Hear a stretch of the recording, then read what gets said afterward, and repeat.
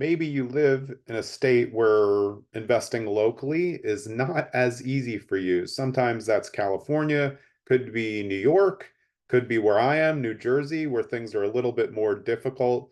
So I'm going to tell you how to invest out of state. There's a lot of different ways and a lot of different strategies on how to do it, but you really have to go back to the basics before you make a mistake.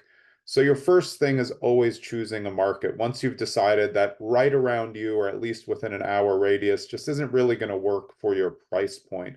So if you're looking for something more affordable with potential scale, you also want to decide if you're looking more for cash flow or appreciation. We all would like both. Both is your ideal. And I would submit to you that you do want more appreciation than cash flow over the long haul, because that's how real estate is best served.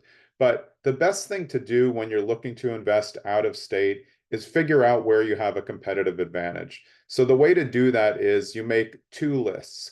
One is a list of where you've lived, where you've gone to school, where you grew up, where you know the blocks, and where if somebody told you, hey, I'm looking in this area, you could give them advice on what's going on there, places to eat, areas that you know are better than others. So that's your competitive advantage, is your own personal time there.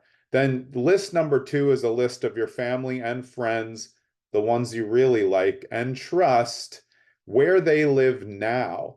That gives you boots on the ground in areas that you might be interested in. So when you get done with those two lists, say you have about 10 different towns, 10 to 15 towns on the list, then you're going to keep those on the side and start doing your research on markets.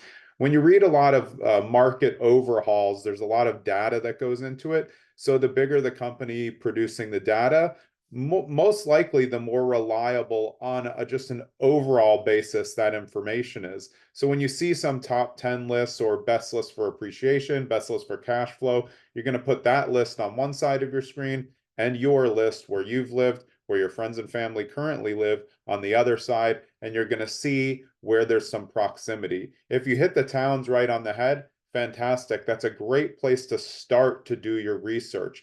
If not, you want to see where there, again, proximity, closeness from your list to one of those towns. And you can juggle those towns around depending on if you're looking to invest in single family, multifamily, condos, short-term rentals, mid-term rentals, and all the way up to commercial products. So that's really your first way to get going and figuring out market-wise what's going to work for you.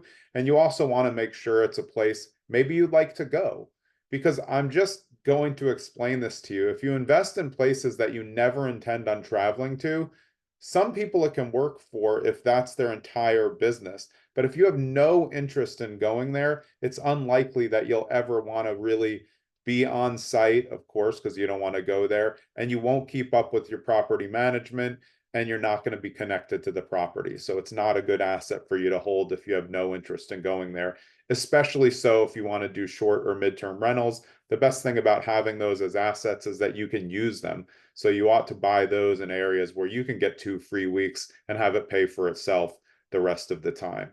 So after you've chosen your market, it always comes down to building a team and connecting with locals in the area. And that starts with how you built this list.